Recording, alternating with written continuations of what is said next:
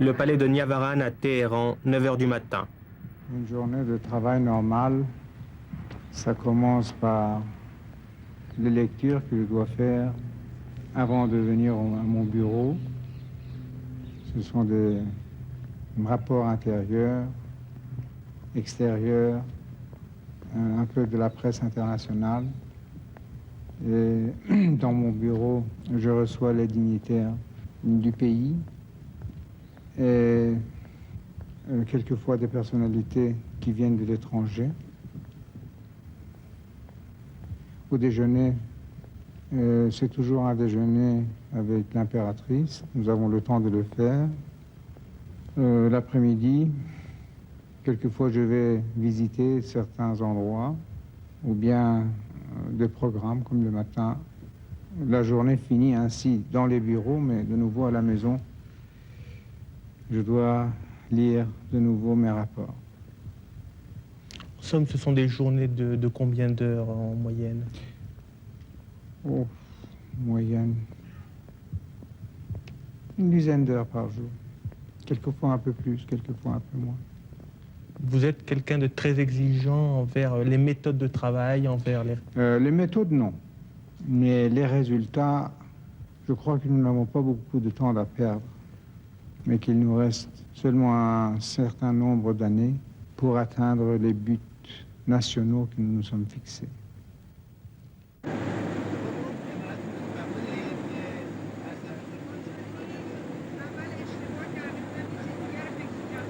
9 h du matin. Dans l'avion impérial, la Shah Banu Farah est en route pour une tournée en province. Avec elle, un invité personnel, Nelson Rockefeller, le milliardaire et ex-vice-président américain. L'impératrice a de nombreuses fonctions officielles et joue un rôle de plus en plus important. «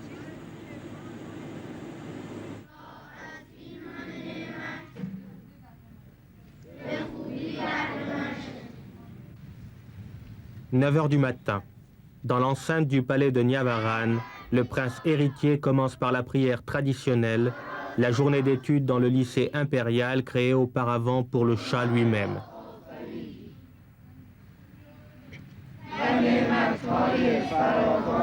Avec lui, son frère, ses sœurs et les enfants de quelques proches de la famille impériale.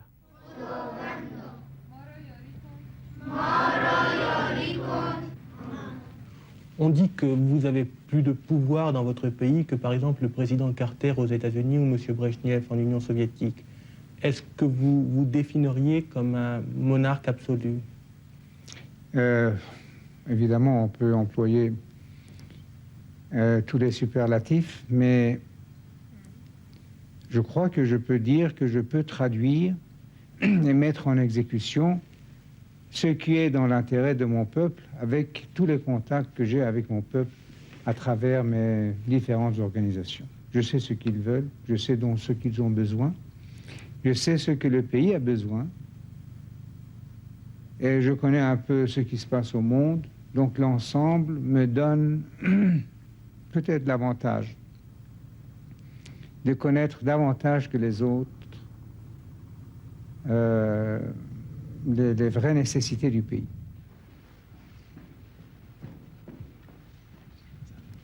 Audience avec le Shah pour le Premier ministre Jamshid Amouzegar.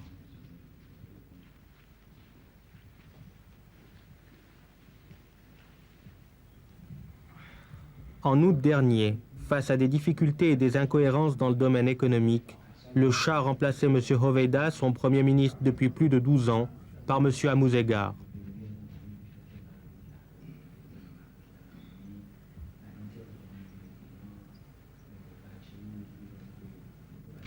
En fait, le Premier ministre a surtout pour fonction de traduire dans la réalité quotidienne les orientations et la politique que le Shah est seul à déterminer.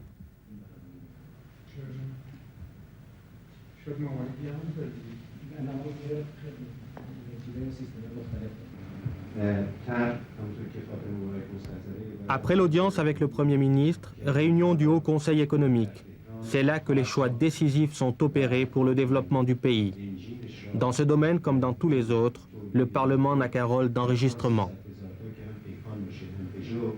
با کلمی صحبت کردیم کنندگی قرار در زندان زنجان یه متوسطی که C'est ainsi qu'avec le pragmatisme qui est sa règle, le Shah a décidé de réorienter toute la politique économique du pays. Il a remplacé les plans quinquennaux qui rythmaient le développement iranien par une planification plus souple, permettant de tenir compte des difficultés apparues ici ou là. Il y a 2-3 ans, au moment du boom pétrolier, vous affichiez très fort l'espoir que l'Iran serait un des 5 ou 6 grands de ce monde à la fin de ce siècle. Maintenant que vous avez certaines difficultés financières, est-ce que vous pensez que cela met en péril votre projet? Difficultés financières, non.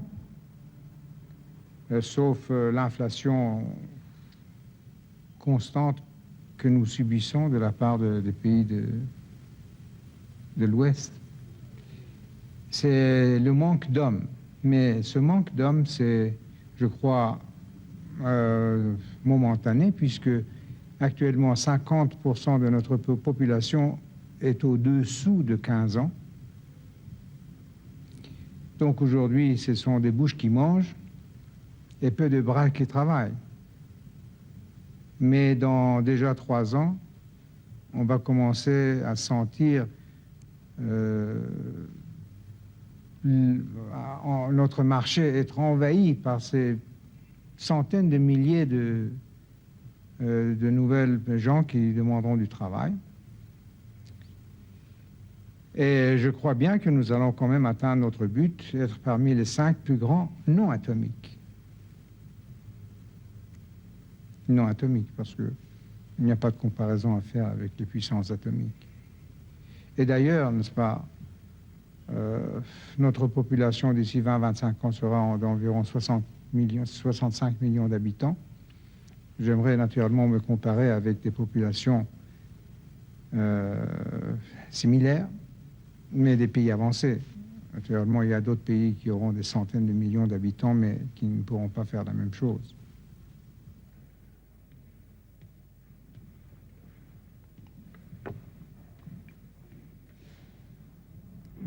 Être l'un des grands de la planète. Cet objectif est déjà en passe d'être atteint dans le domaine militaire. Le Shah consacre au problème militaire une attention toute particulière. Ses achats massifs par milliards de dollars ont mis à la disposition de l'Iran un arsenal considérable et ultra perfectionné.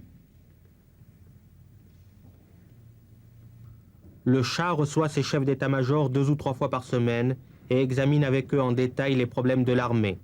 L'armée qui reçoit la part la plus importante du budget et reste un pilier du régime. Vous-même, on dit qu'en Iran, vous décidez de tout. Est-ce que cela vous semble correspondre à la réalité? Pour les questions militaires, sûrement. Je suis militaire de profession, de carrière. Mais pour les autres choses, non, pas tellement quand même. Mais pour les questions importantes, j'ai peut-être un peu d'expérience qui m'aide. Comme vous avez remarqué depuis 36 ans, quand même dans les cellules de la mémoire, il y a quelque chose qui reste.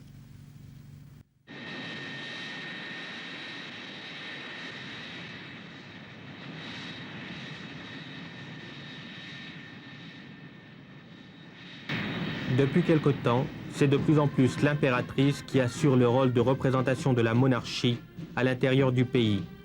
Et ses déplacements dans les différentes provinces sont désormais habituels.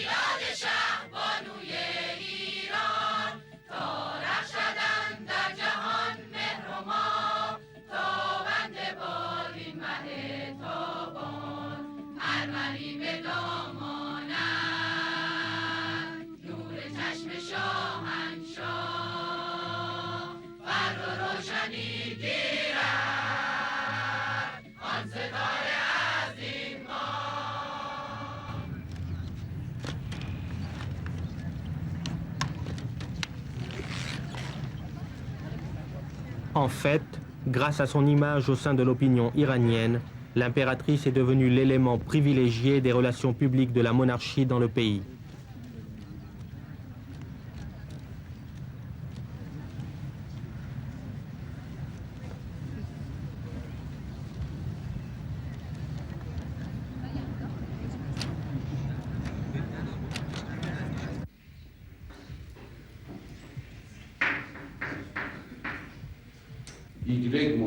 C'est la naissance du prince héritier en 1960 qui a consolidé la position de la Shah Banu. Elle a aussi supprimé l'inconnu qui pesait jusqu'alors sur l'avenir de la dynastie et a marqué un tournant dans l'action du Shah.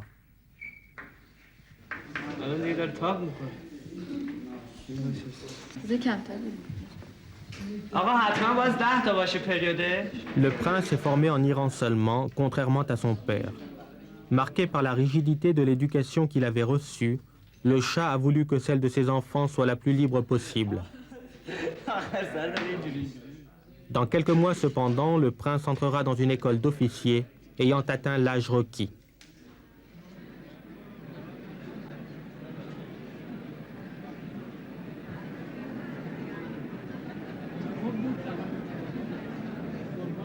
Le 30 octobre dernier, en effet, on célébrait le 17e anniversaire du prince.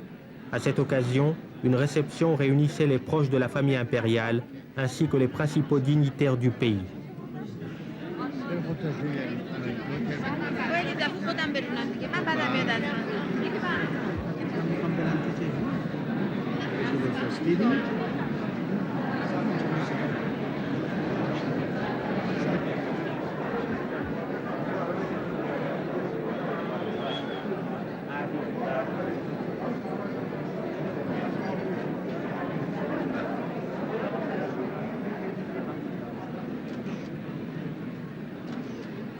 En fait, il y avait là toute l'élite de la classe dirigeante iranienne, traditionnellement si turbulente, et que le Shah a réussi à maîtriser pour la mettre au service de ses objectifs et de sa politique.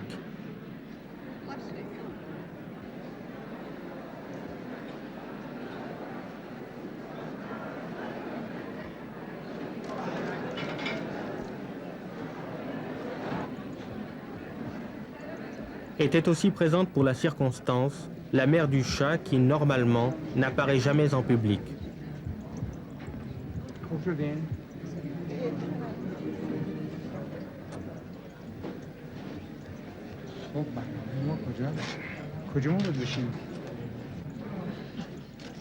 Ce soir-là étaient réunies les 3 générations de la dynastie des Pahlavis.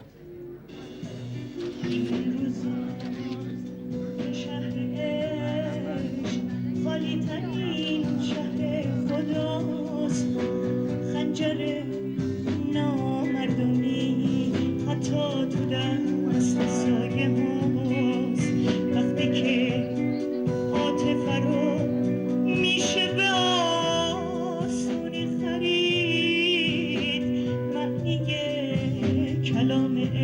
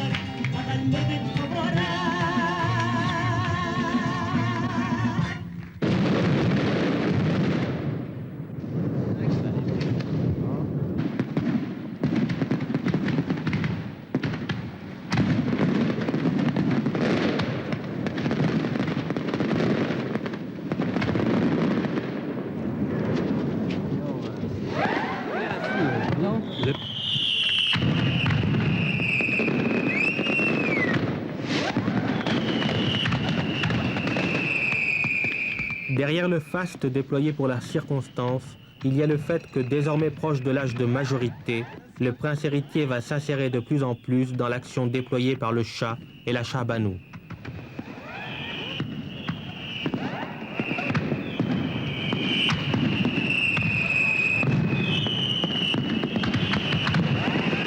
Et cela en attendant l'heure d'assumer à son tour un pouvoir que le Shah considère comme incrusté dans la tradition millénaire de l'Iran.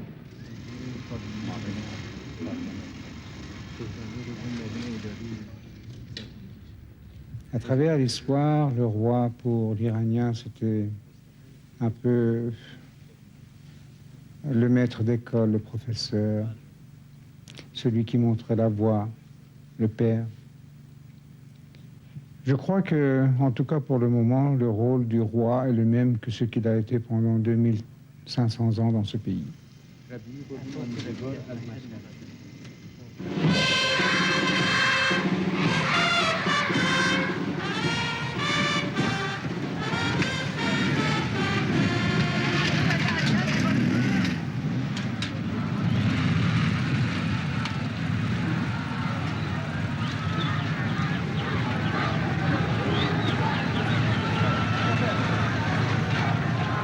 Si le Shah considère son rôle comme inchangé par rapport à celui de ses prédécesseurs, jamais en revanche une Shah Banu n'aura eu autant de pouvoir et d'influence que l'impératrice Farah. Depuis son mariage avec le Shah il y a 19 ans, son ascendant n'a cessé de grandir.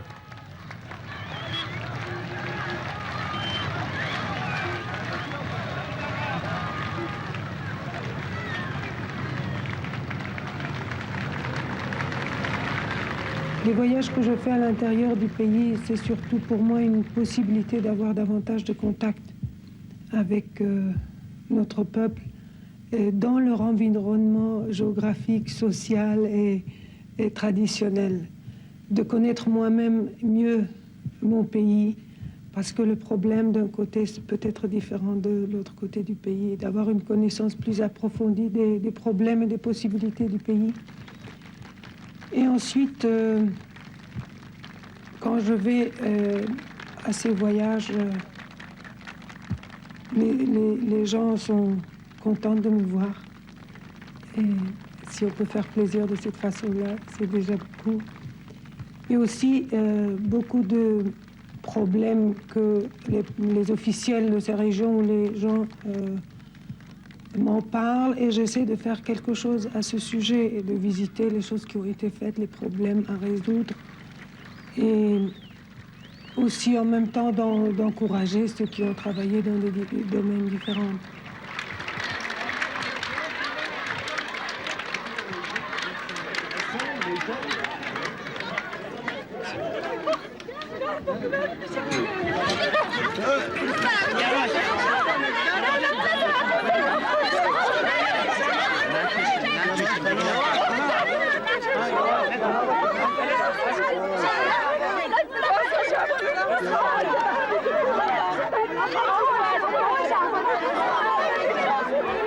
Pour certains, le simple fait d'approcher la Shah Banu, de la toucher, est une sorte de petit miracle, tant l'aura qui entoure encore la personne des souverains reste puissante pour toute une partie de la population.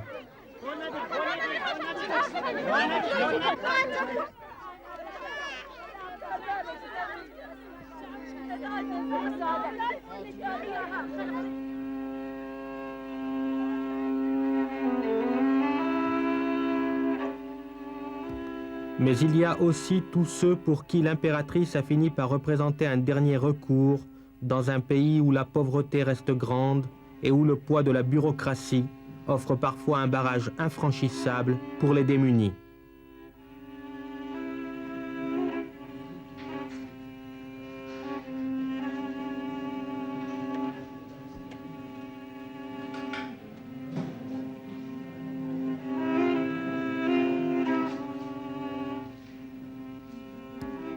Des centaines de couples comme celui-ci affluent chaque mois pour exposer des problèmes de toutes sortes au bureau spécial créé par la Shah Banu. On vient avec l'espoir qu'ici au moins, quelque chose sera tenté, que le mur de la bureaucratie pourra être contourné.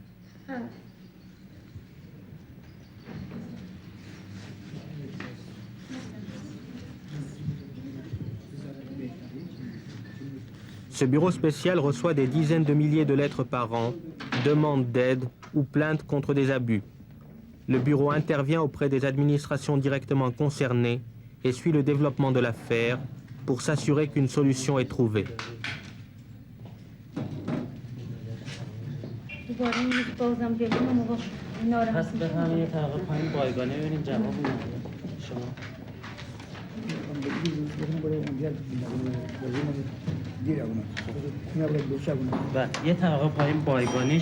Pour une partie de la population dont la pauvreté reste grande, pour ceux qui demeurent sans défense contre le pouvoir de l'administration, ce bureau spécial est certes d'une utilité certaine.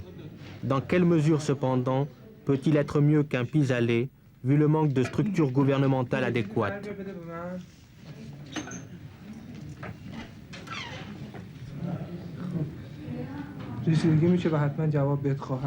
Plusieurs conseillers et sociologues sont là pour discuter avec les gens de leur cas. Cette dame, par exemple, se plaint des suites de l'expropriation de sa maison, car elle n'a toujours pas reçu, dit-elle, la compensation promise.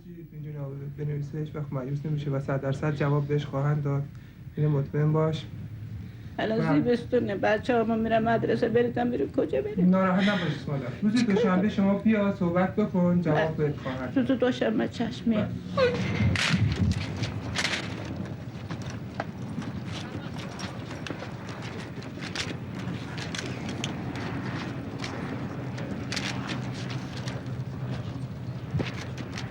Dans cette base, l'armée iranienne jouit de l'assistance des Américains pour la formation technique des recrues.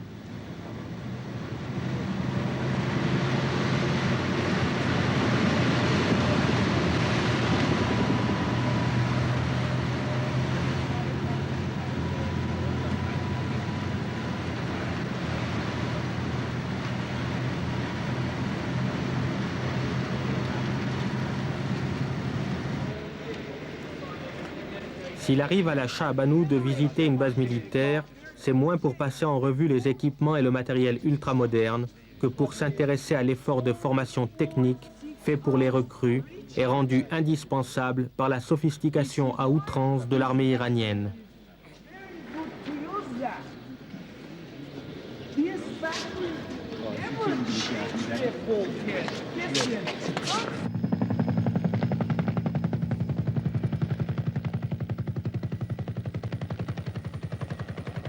Les multiples déplacements de la Shah Banou permettent de maintenir un contrôle direct de la couronne sur le développement accéléré du pays, surtout compte tenu des erreurs et des incohérences constatées parfois.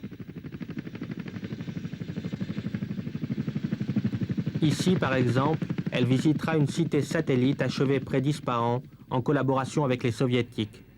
Il faut dire une chose, mes voyages en province, bien sûr, quand on sait que je vais voyager, on se met à travailler un peu plus vite, à arranger les choses, à ne pas faire traîner les problèmes. Déjà, avant que je n'arrive, il y a beaucoup de choses qui se font.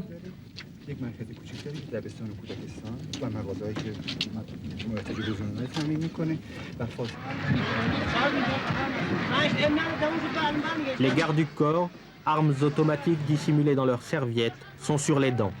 Les contraintes de la sécurité et du protocole rendent plus difficile le contact direct que la Shah Banou dit rechercher au cours de tels déplacements. Avec l'aide du gouvernement, on peut résoudre certains de leurs problèmes. Mais c'est seulement un dynamisme et une activité qui se crée pendant quelque temps, qui est bien aussi bien psychologiquement pour les gens que matériellement pour la région. Et c'est une occasion aussi pour moi de voir les choses vraiment sur place et de mes propres yeux, autant que je puisse les voir. Et c'est une occasion aussi pour moi de faire un rapport de vive voix au roi, à mon mari, sur ce que j'ai vu, sur mes sentiments, sur les possibilités, sur ce que j'ai ressenti.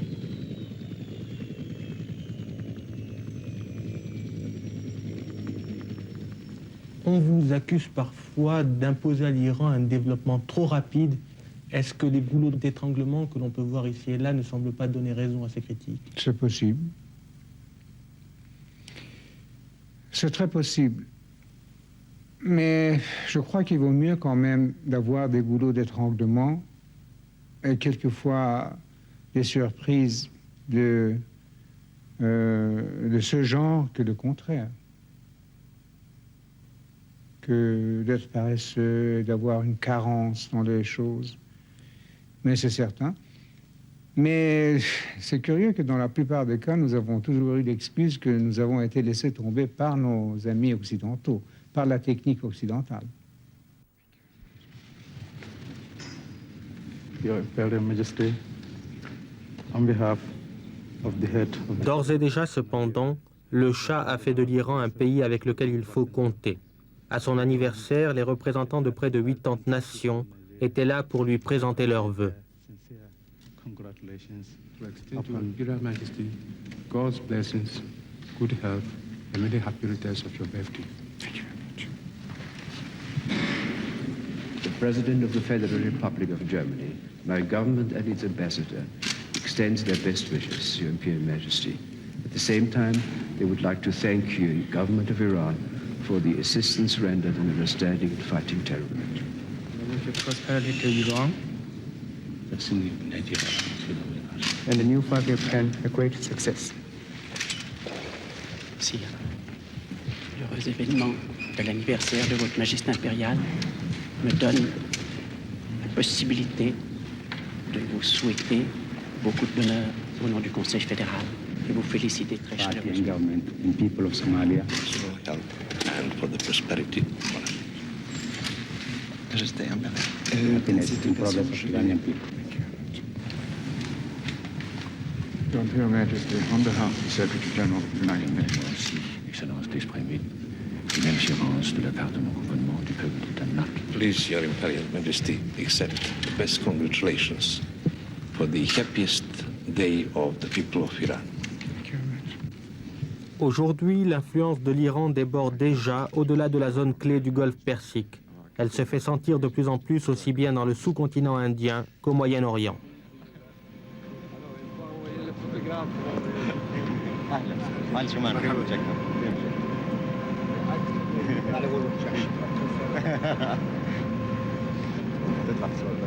Le Shah entretient des relations privilégiées avec le président égyptien Sadat et les rencontres entre les deux hommes sont assez fréquentes. Le président Sadat arrivait directement de Roumanie où il s'était enquis de la possibilité d'ouvrir le dialogue avec les Israéliens.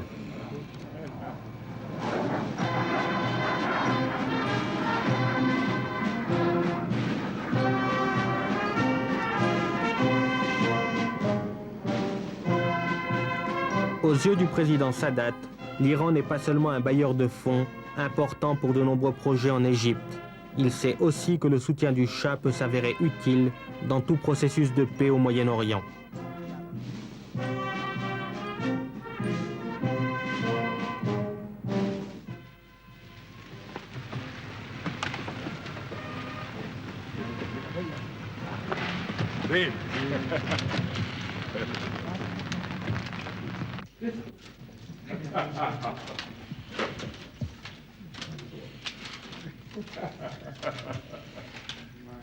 Le président Sadat était à Téhéran en tant qu'invité personnel du Shah, et seuls les membres les plus proches de la famille impériale ont été conviés au dîner intime au palais de Niavaran.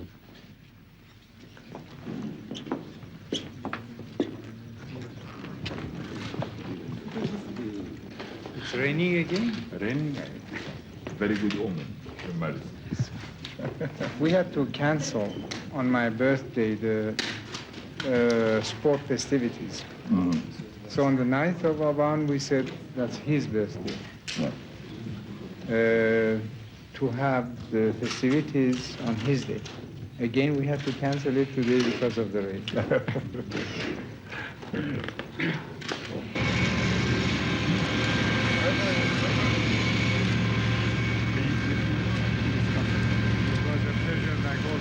Les entretiens entre les deux chefs d'État resteront confidentiels. En fait, entre le Shah et le président Sadat, il n'y a pas seulement une convergence profonde d'intérêts face à des ennemis communs. Une certaine affinité de caractère existe aussi entre eux.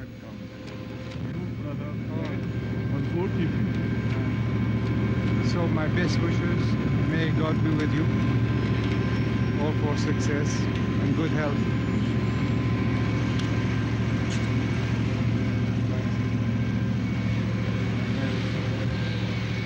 Deux semaines plus tard, le président Sadat annonçait son intention de se rendre à Jérusalem et le Shah soutenait son initiative. Les deux hommes se sont rencontrés à nouveau au début de l'année pour faire le point sur l'offensive de paix.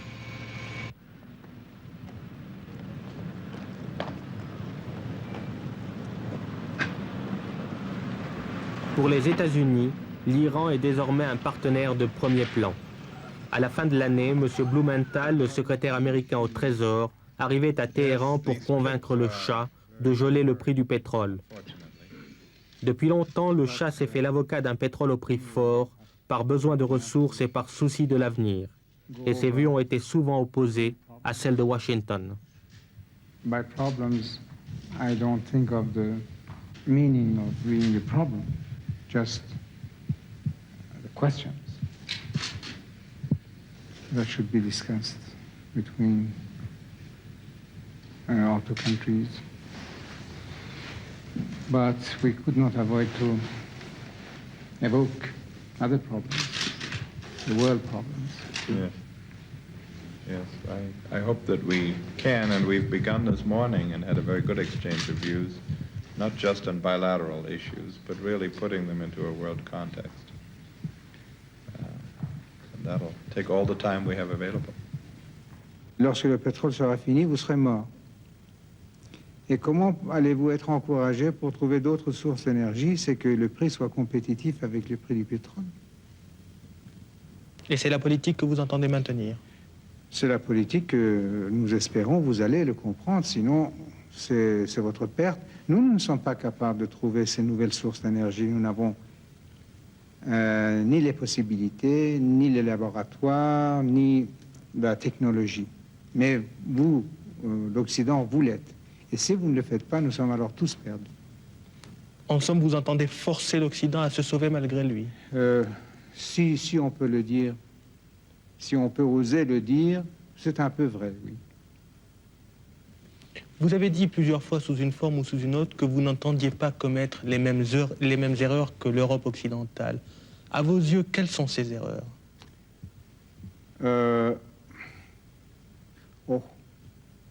Évidemment, on peut répéter les mêmes phrases, la société permissive, le manque de discipline, la carence, le peu de travail, mais continuer le néocolonialisme sous une nouvelle forme.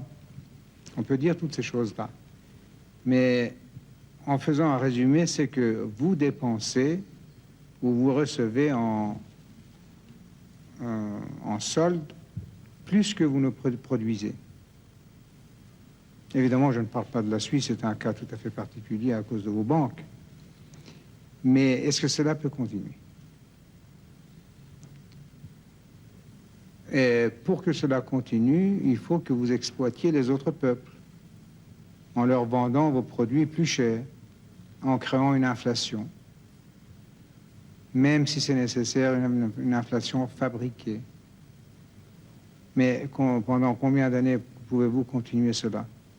En vous gonflant d'une façon artificielle et en anéantissant le tiers-monde. C'est impossible à continuer. Pourtant, le sort de l'Iran est lié indéfectiblement à l'Occident. Oui, oui. C'est au fond, en tant que membre de la même société, du même monde, que je prononce ces paroles, non avec plaisir. Et pour vous, tout affaiblissement de l'Occident mettrait en danger ce que vous construisez ici? Malheureusement, c'est le cas. Et aussi, l'affaiblissement de mon pays aura une telle répercussion sur cette région du monde qui vous fournit l'énergie que vous aussi, votre avenir dépend de nous.